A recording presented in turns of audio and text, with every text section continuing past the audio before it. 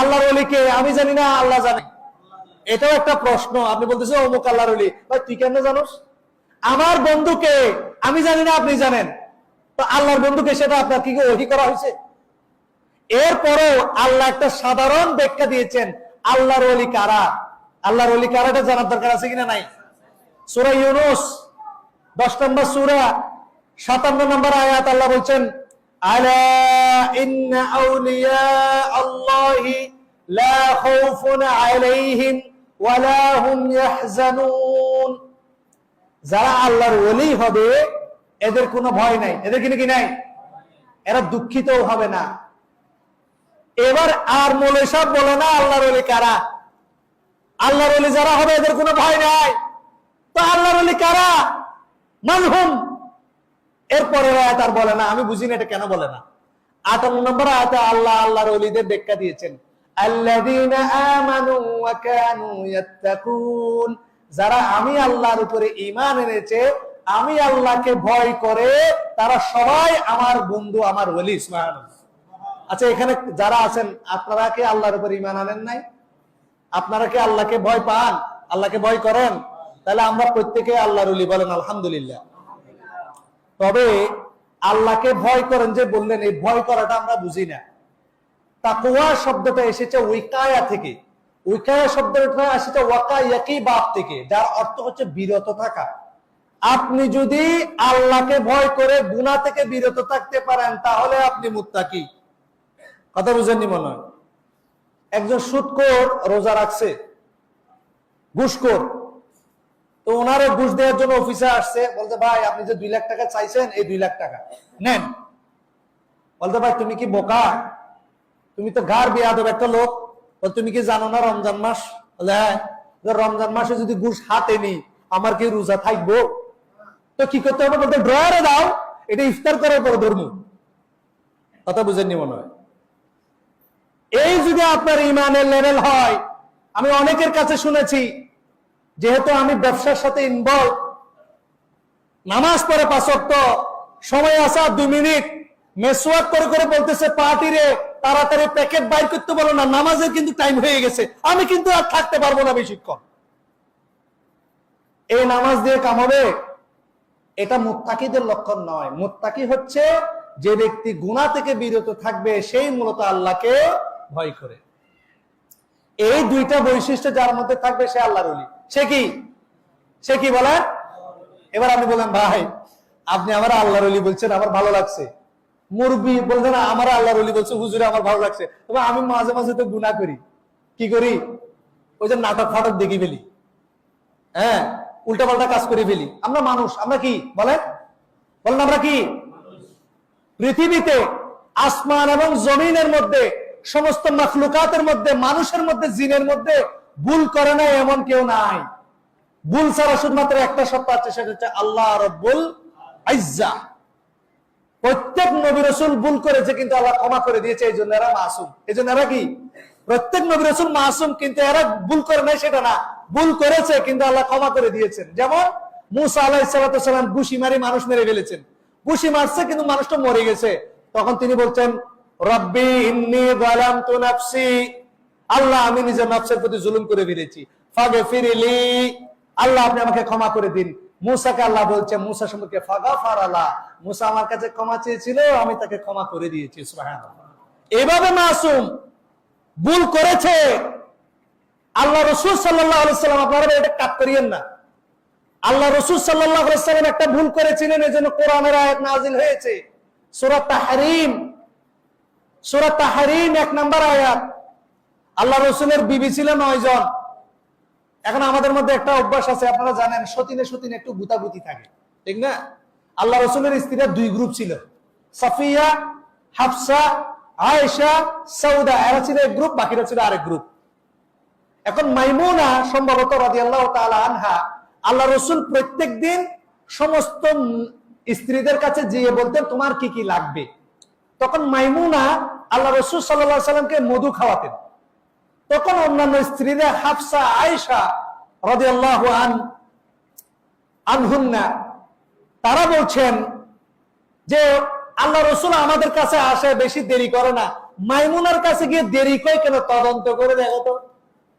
এখন তদন্তের রিপোর্ট আসলো মাইমুনা মধু খাওয়ায়। মধু কেন খাওয়াবে মাইমুনা?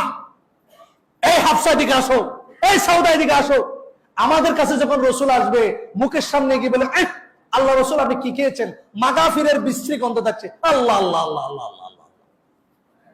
হাফসা রাদিয়াল্লাহু তাআলা আনহার ঘরে ঢুকেছে, আল্লাহ আল্লাহ আল্লাহ, কি খেয়েছেন ইয়া রাসূলুল্লাহ? এত গন্ধ কেন? মাগাফিরের গন্ধ। সাউদার কাছে গেছে, ইয়া রাসূলুল্লাহ এত গন্ধ কেন? আয়েশার কাছে গেছে, ইয়া রাসূলুল্লাহ এত গন্ধ কেন? আল্লাহ রসুল বুঝতে পারছে এটা সতীনের কেস। কিসের কেস? এ আল্লাহ, মাগাফিরের গন্ধ না, আমি ওর কাছে মধু খেয়েছি, ওদের খারাপ লাগতেছে। এখন সমাধান কি? বউ বউ যুদ্ধ তো সমাধান মিটাইতে হবে না? আল্লাহ রসুল বলেছেন, মাইমুনাকে গিয়ে বলেছেন, দেখো মাইমুনা, আমি আমার জন্য মধু খাওয়া হারাম করে নিলাম। কি করে নিলাম?